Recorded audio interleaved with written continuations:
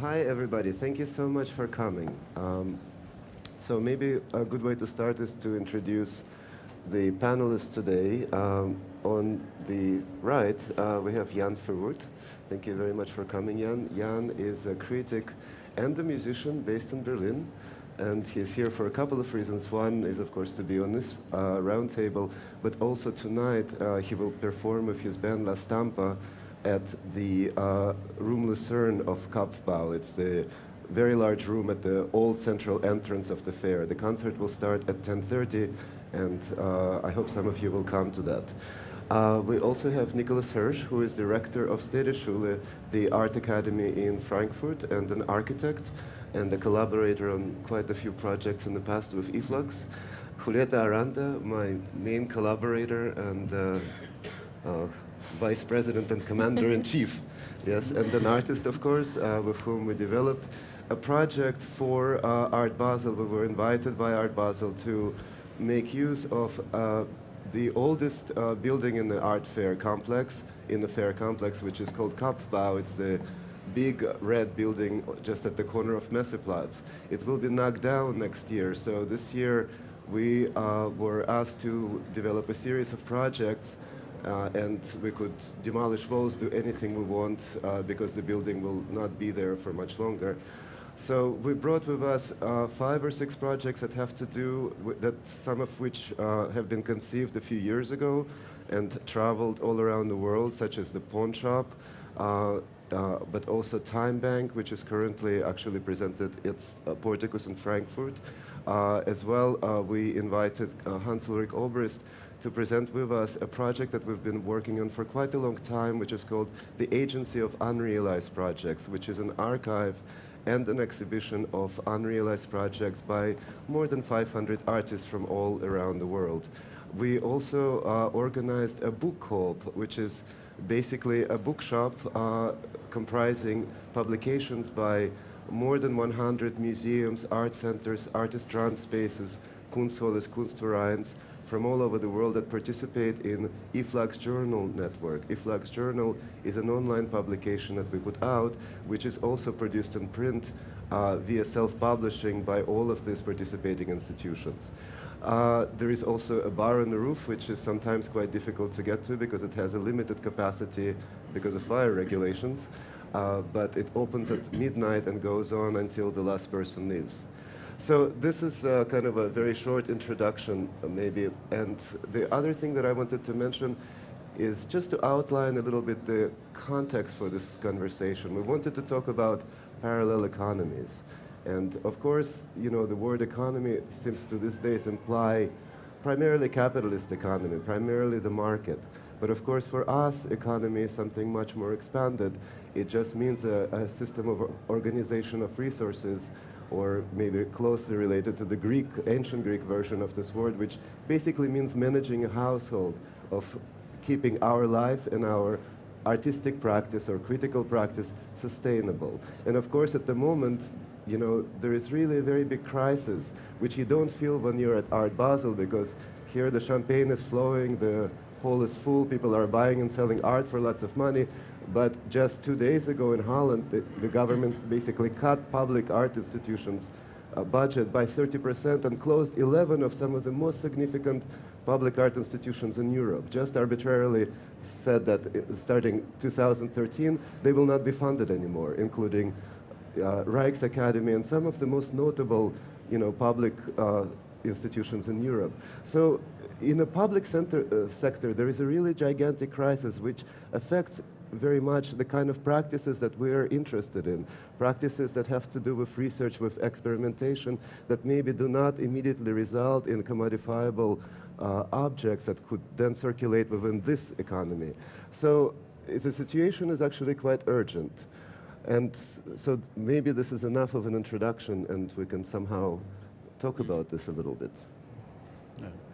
Well, I can maybe picking up the situation in the Netherlands with a kind of public sector that becomes more and more precarious, where art institutions are cut down, or partly they disappear. Others have huge budget cuts. So I think me also speaking somehow from the perspective of a public art institution, the Staedelschule, I think it's very interesting that to a certain extent artistic practice is certainly linked to the idea of a solo career to a certain extent. This is something that we all know, and I think most examples you would see around the fair here hint towards that area. But at the same time, there is what you just called the sustainable aspect of artistic practice, discourse, and institutional life, which I think is something beyond the economy of an individual practice, but more maybe an economy that that has something to do with the idea of the community and of a social economy. And this is also a bit what you can see also in the Kopfbau project, where there's a guest house actually run by students and by other cultural practitioners. And I think this is maybe another model how you could actually continue artistic practice in a different way, or expand it, and actually try to maybe by trying to think about infrastructural models to a certain extent, also to maybe expand or renegotiate artistic practice as such, because I guess the result might be a different one. I mean, I don't know, to think, I guess like what we're seeing in a way is also the result of the financial recession of the past few years, which results on a polarization of artistic practices, right? The private sector was largely unharmed somehow, which we see when we think about, I mean, like, I don't know, when you hear the figures of sales and like the galleries are actually like, and I don't know, in New York, people were thinking, okay, 50% of the galleries are going to close, it's going to be really green. It did not happen. That sector of the art world was unharmed to a large degree, but where you see it is then, I mean, like when it's so funny because we were just doing a project in the Netherlands recently, and we were discussing with the curators, and they were telling us, well, the public funding in the Netherlands is quite good, right? There's like public sculptors in every single roundabout, not all of them pretty, but quite well funded. And then to see that what ends up suffering in this situation is the possibility for having a non-immediately commercial activity funded is really, I mean, I wouldn't know how to solve that or what does it indicate, but it's for sure subject enough of a discussion. Yeah. But I think an important concept that we just started to address by using the term sustainability is time. No, that when we look about how economies are organized and think about how they should be organized, we're never just talking about products only, never just talking about money only, and never just talking about institutions only, but about a wider temporal horizon. We're speaking about how the possibility for art to be made, for audiences to assemble, for discussions to be produced, how that can all be kept alive.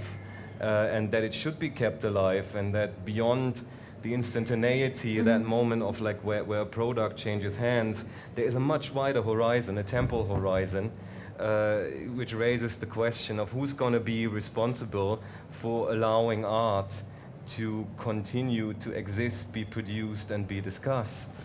But maybe then, I mean, what is the product that we are advocating, right? Which is, I mean, like, because we're trying to go beyond the generation of an object that can change hands. I think we are trying to discuss the preservation of something else. So how would we describe that something else? But maybe if you would talk a little bit about the time bank, because obviously the concept of time is central to this idea of an alternative economy. Maybe you could explain a little about how the time bank works. Absolutely. I mean, time bank. Am I connected? Because for some reason I can't. Okay, no, it's very good. Time bank is something that Julieta and I started about a year and a half ago. Actually, ironically, it was also first launched at an art fair at Frieze in London that invited us to be in their special projects section. what basically we came across, time banking is not something that we invented. It's quite an old idea. It traces back to early 19th century to ideas and works of an American anarchist, Josiah Warren, and a British industrialist, Robert Owens, who noticed the degree of misery that early capitalism and industrialization of society were creating in terms of working conditions, poverty, and urban poverty, which is quite difficult, and things like that, and started thinking to try to develop a different system of organization of work. So the idea was to develop a kind of a labor exchange where instead of trading things for money, one would exchange time, skill, and labor. And independently of each other, they developed time-based currency. Josiah Warren went as far as to open a time store in Cincinnati just to prove that his economic sort of idea would work. He opened a shop where you could buy commodities but also offer labor exchange. And he created an incredibly complex ledger of equivalences or relationships between different forms of labor. So, for example, labor of a doctor or an engineer would equal to 1 hour would equal to maybe 20 pounds of corn, while labor of carpenter for him was worth only 6 pounds of corn. So all of these intricate relationships were charted and recorded. Robert Owens had a much more abstract idea. He actually came up with an idea of printing money which just said 1 hour, 2 hours, 3 hours, yes, using time as the basis of denomination and of exchange. So basically when we learned about all of this work from early 19th century, we were very, very excited and felt that in the art community this could be particularly valuable because it addresses the question of sustainability. How do we continue doing our things when the funding is no longer there, when the institutions are being closed, when research possibilities are being curtailed? But also, because this kind of an economic model is very much based on trust, and one of the most peculiar things about, let's say, the broader, more international artistic community is a very unusual degree of trust that exists between different practitioners. Despite the fact that it's a very, very competitive field, yes, there is some kind of an unspoken agreement between me and an artist from China or a curator from Beirut, et cetera, et cetera. So that with this sort of forces in place that we could maybe try to develop slowly a parallel economy that would allow artists, curators, writers, anybody in the field of art to help each other get things done and be in a certain way compensated for all of the free work and all of the free labor and all of the help that they're already offering each other. Maybe you want to talk a little bit more about that. I think it's quite. In a way, what happens is that this project encapsulates quite well this idea of an economy that is not product-based, but much more dependent. Just a way to encompass a set of relationships between people in the cultural field. Because at the end, I think what is at stake is not art. Art is doing fantastic, but artistic practice is a little bit in danger, let's say. That's what is not so sustainable. So, while I guess in the current conditions it is possible for somebody to be in China and have a gigantic studio and 10 studio assistants for people that are trying to operate in a more investigative way, the places from where to carry that kind of labor keep closing more and more. So if what we want to protect is a set of conditions and not a set of products, how do we go about that? Yeah. I think what's probably important to mention also for the time bank, also as I learned it through your work and by showing it at Porticus, is that the time bank system in a way does not replace the other economy. It's really, as complementary. As the title also of this talk suggests, it's a parallel economy, and so that it's a system where you have many parallel economies probably, and maybe the potential. Should we give an example how it would work? So I offer offer a service. Someone I provide. Well, it's quite interesting. It's like more for than example, service. a perfect example is a listing that was posted online at Time Bank website a few months ago by a young critic from Los Angeles, who really enjoys, it gives him pleasure to show his neighborhood in LA to people from out of town. He just really enjoys to be this kind of volunteer tour guide, yes? So he posted this listing that he was willing to do it for a couple of hours. And then there were two artists from Berlin that were traveling to LA that have never been there and needed somebody to show them around. So they kind of hooked up and he performed this function, and his account was credited with this 2-hour credits because we also issue our own currency. So when he came to New York, where we were running Time Store, he was able to get a book. So it's a very interesting idea that, you know, when you think about work or work of an artist or work of a writer or creative individual, where it's not always clear if what you're doing is really labor or is it pleasure, yeah? And in this circumstance, somebody is really only doing what he naturally likes to do, but somehow it is convertible to something that is professionally useful to him in a sense, he got a book, you know? So it's a kind of an idea of having a non-alienated economy, yeah, where people actually do things that give them pleasure, and that generates a certain kind of sustenance that they could receive from within that system. So that's, I guess, quite a good example of how this kind of thing would work, yeah. So to a more radical degree, it's a kind of an economy where thinking about a sandwich would actually produce a sandwich. Yeah? Yeah. Which I think makes a big difference when you think about the economy not just as a system of distribution, but as actually as a generative set of conditions. Yes. But maybe also to bring that back to the field of teaching and the art academy. I happen to be teaching a lot in different places. Nikolaus runs a school. Because there is a moment when the question of the economy and sustaining your artistic practice, of course, usually becomes a very, very pressing question, which is when you graduate. No, there is that moment of anxiety that you experience also as a teacher with each new generation of students when it's going to be graduation time. Okay, what's going to be happening after that? No, and that's the moment when you feel how existential that question is. How will people sustain their practice? And the political question is, especially when you see that art thrives on environments, art thrives on discursive or interpretive communities of people talking to each other. So will there only be a community that in the end produces one figurehead which makes it? Or would we not have to think about what makes art generative in other terms to not allow for artistic communities to then be torn apart into those who make it and those who don't?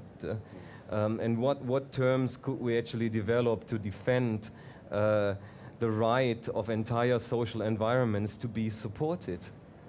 Like a kind of parallel logic to the idea of the solo artist in a way, or who would then work with the galleries, with exhibitions in museums. Well, I mean, it's because we were talking a little bit about that before. You have the career artist, the one person that does get the solo shows in institutions and so on, but you have the conditions that generated that, the dialogues that were carried around, and maybe the person that makes it, quote unquote, is not the most interesting thing in a profound sense that comes out from that set of circumstances, but the circumstances themselves, right? There are, I don't know, people that go on becoming fantastic writers, yes, and they would not have become that without this set of conditions, or maybe this person would in turn not have become an artist had he not have this set of people around him. So it's... So in that sense, I think the question is maybe how can artists take these infrastructural questions in their own hands, partly. Well, historically, I mean, artists have they always did it. You know, they always did it somehow. But you know, now I think it's becoming more and more complex. Recently, I was invited to Canada, which Canada has one of the most sort of supportive, self-organized, the culture of artist-run centers. It's the biggest artist-run network, I think, in the world. They have more than 150 of them spread out throughout the whole country. So as a mechanism for cultural production, this artist-run centers are the dominant force there, let's say. So they kind of invited me to one of the oldest one in Vancouver because they were having a kind of a crisis, identity crisis. They didn't know how to continue. You know, they suspected that the funding will be slashed very shortly. the kind of energy that existed when it was started in 68 or 69, which was very much connected to alternative movement in general, alternative politics, alternative economics, anti-war protest, is not there. They've institutionalized themselves, so it becomes very, very difficult for them to sort of reinvent themselves or to find a new mandate, a new kind of mission. Like so a reason of being, you yeah, mean? a reason of being, yeah. So it seems, at the same time, they kind of relegate invention or innovation to curators, because one of the things that happened in Canada, a lot of these artist-run spaces now actually appoint a curator to run it, yeah? So in a sense, it's not completely artist-run anymore. They relegated this outsources job to somebody else within the field of art. So it was really kind of a very intense 2-3 day conversation. I don't think it produced any particular answers, but it just made me aware how deep this sort of question is, that, even something that is so, from the outside, seemingly so stable and powerful, is actually in deep crisis internally, not only on the economic level, but on the level of, on a conceptual level, let's say. And another example from the field of music, which has traditionally always been a field where collective production was just a given. No, you have people playing in bands for music to be produced. No, and I think with the kind of laptop revolution of the 1990s, on the one hand, that opened up an enormous amount of freedom, that somebody could record their own material and just take it on the road just in a laptop and perform by him or herself, which is amazing. But on the other hand, it also shifted things way more to individual performers, that now also institutions who would book performers, well, they can pay for one guy with a laptop, but they probably won't be able to pay for 5 people with a lot of heavy equipment to travel from one place to another. So even there you find a certain shift. And the question is maybe not to complain or not to be nostalgic, but to re-establish a sense of appreciation, like to treat systems and conditions as creative media, and work on different conditions. But I guess also from my side as a critic, I feel like we have to develop concepts that would allow us to reappreciate collective creativity. And collective creativity not as the opposite to individual productivity. It's not a moral issue. No, it's not a moral issue for a musician to be by himself or play with people. Like, it's a practical choice, no? But how can we still appreciate or find concepts that would let us appreciate a more general sense of communal and collective production? And the one term that I find incredibly appealing is that of the general intellect. So that an appreciation for the fact that in a certain city, there might be certain people who produce that city. Yeah. And that might be someone who can actually fry a decent schnitzel, because you need someone to do that in Vienna or in Berlin. Someone who can, I don't know, play some decent electronic music, and someone who's actually read Kant and Hegel and knows how to use them.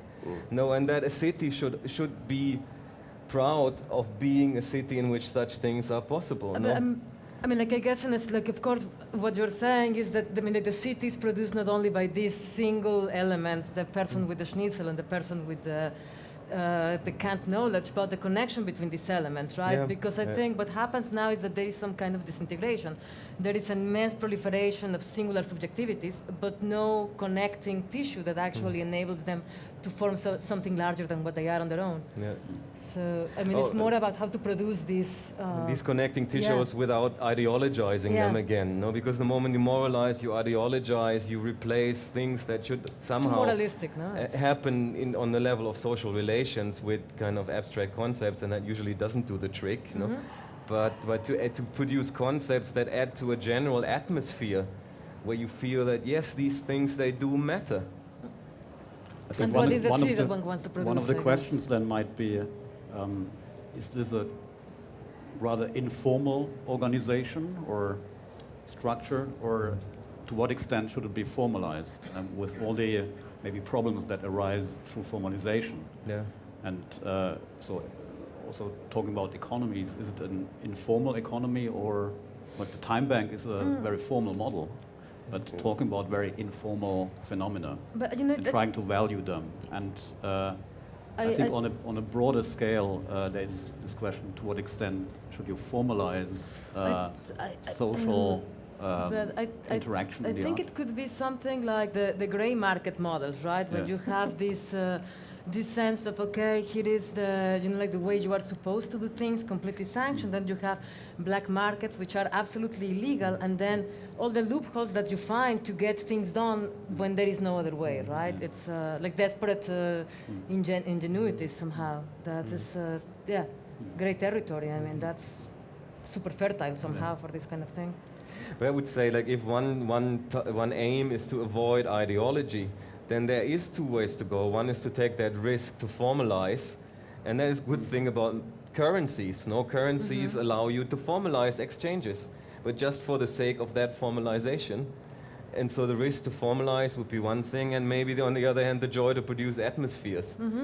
And that is also something I think is a task for an urban intellectual discourse, to produce a certain atmosphere where value is negotiated differently. You know? I'm not sure how we're doing time-wise, but...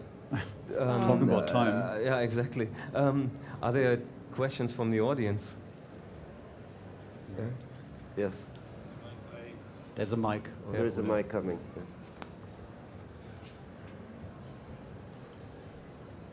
Hi, and I'm Jonathan Shaughnessy, a curator from Canada, in fact, but I'll talk to you after. Why do we need to avoid ideology when the crisis that's happening right now is completely ideological from the other side, it seems to me, especially in Holland and in Canada now from the right? It's ideologically based. This is why art is under such threat at all levels. Should I? Yes, it's your idea. No, fair point. No, why not fight the game in the arena where it's being fought?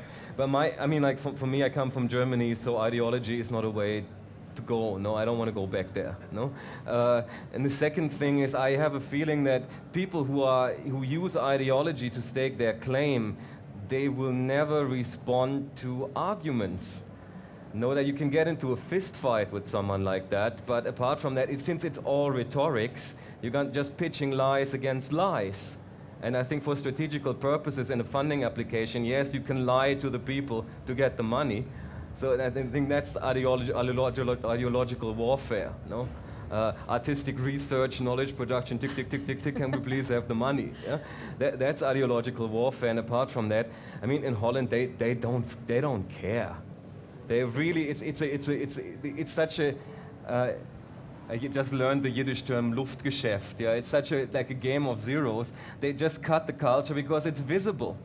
It's a visible sign. So like, yeah, we're doing something to save money. The money that's being saved is actually not that much. Yeah? And how do you even argue with something like that? When on the ideological level, the foundational, the reality is created is so ridiculous that either you can be the counter-demagogue, or you can just try to find otherwise. At least that's how I think. Yeah? Maybe I can add something. Talking from the perspective of a state institution, you could actually argue pretty much in an ideological way and say, hey, let's take the ideology of the public, take it seriously. And this is actually, there is something at stake here. And so certain infrastructures should probably be argued for, like, from the perspective of an ideology, and the ideology of a public institution isn't so bad. There's some bad examples maybe, but there are also some good. But you also know that, for instance, in Germany, what usually works best is artistic hubris, no? Like the Baselitz type, or like this kind of like, I'm a genius, you should pay my rent, yeah? Which is probably also an ideological position to take. No, I've always appreciated the line from Morrissey, England is mine and it owes me a living. And then, I mean, everything else fails, we might resort to hubris as a strategical ideology, and then I'm with you, I think. Lippertz it was, not Basel, they're the same anyway. Okay, no, because I think that's sort of the big issue, but I don't want to hog the mic. But then maybe just a more practical question is then, in institutions like universities where you talked about teaching, there's a proliferation of MFA programs and this sort of thing everywhere. Do they support simply the artist, solo artist, and art market and model, or could they be involved more with this parallel economy possibly, or do you see that? That would be, and I didn't understand Well, the question. There are some schools who don't have an MA program, like Staedel, and I think there is certainly a problem of this institutionalization of MA, of PhD programs, because this apparently is a kind of economy of cultural capital that is built up with lots of funding also. So I'm having a rather critical perspective on this, because maybe the rather informal organization within schools, even state schools, could be very, very interesting in order to develop other forms of organization that are not linked to titles or whatsoever, but more to group work, to inattention with individual work. But I think this is for me very important. I guess as a position. I guess in an ideal world, like what happens in a school is in an art school is as important as what happens in a kindergarten, where children get socialized, an artist gets socialized, and then a kind of a social situation develops. And I mean, like I don't know, I did enjoy my MFA, on those grounds. But then the idea that that is part of a career track it really runs against the grain of what those 2, 3, 4 years that you are investing on that are for. I mean, it's right now it's a little bit, yeah. But two points on the teaching philosophy, because for a moment it seemed like we were kind of polemicizing against like the individualist star culture, while we're all recognizable individuals here on the panel.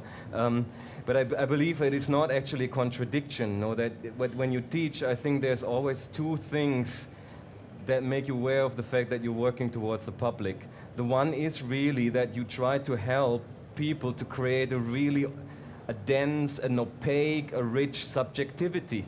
Because I believe opaque, dense, rich subjectivities, they create a public. They generate a public because they are a multiplicity of voices. And that's something about the Netherlands. Yeah. No, there is a culture that is so fundamentally dedicated to the avoidance of subjectivity, because it's just a kind of culture of traffic where it's usually like the Dutch houses, you see into the front, you can look out the back. And a culture that produces dense, opaque subjects that has moments of resistance around which memory can accumulate. You need complicated individuals for memory to be embodied, and for crisis, for drama, for all these things to play themselves out publicly. So in that sense, I'm all for complicated personalities, complicated public personalities. And at the same time, of course, you realize in an art school, and I think that needs to be avowed, beyond and together with complicated people, you're creating interpretive communities. Like the value of art is generated through a discussion that can creatively be modified, or that knows its own kind of creative potentials. I mean, this is like how over the centuries the value of art became constantly created and renegotiated through discursive interpretive communities, and that's also what an art school generates. And I think that is a value that I would want to see more generally appreciated. Yes? Hi. Is this on? Yes. I'm JJ Charles from Art Review magazine. I think Julieta and Anton are being very modest, because the alternative economy that's the elephant in the room is e-flux, which of course diverts resources from one set of institutions to produce another set of institutions. It makes me think that when Marx was writing a theory of labor exploitation, or the exploitation of labor, he was being subsidized by Engels, who was precisely exploiting his workers. So there are, in this period of crisis, I think it's interesting to consider whether actually the private sector is not as clear as, or as singularly defined as we think it is. That maybe the private sector or the independent sector, the sector outside of the surveillance of the state, and the traditional apparatuses of institutions that we rely on for something called independent art practice, Somewhere outside of that and somewhere between the traditional state institution and the traditional market is a space where something can be, let's say, provisionally produced based on some different way of recycling or diverting resources from what is becoming an increasingly massive world market for a certain kind of cultural production.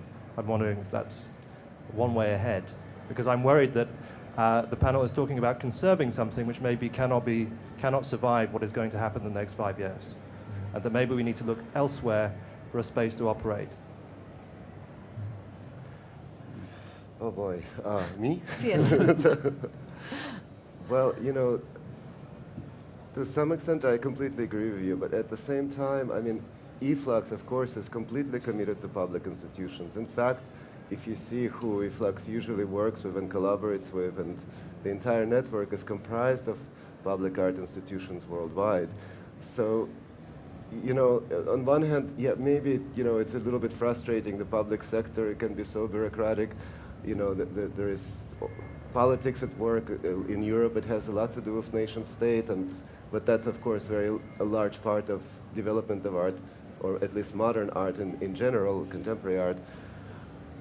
But I really, honestly, I don't think that while, maybe this is why we wanted to talk about parallel economies and not replacing the existing structures wholesale, that, you know, I think for me at least there is a very strong need to add something to the existing system rather than just divert it into some other direction that is maybe completely private or something like that, yeah?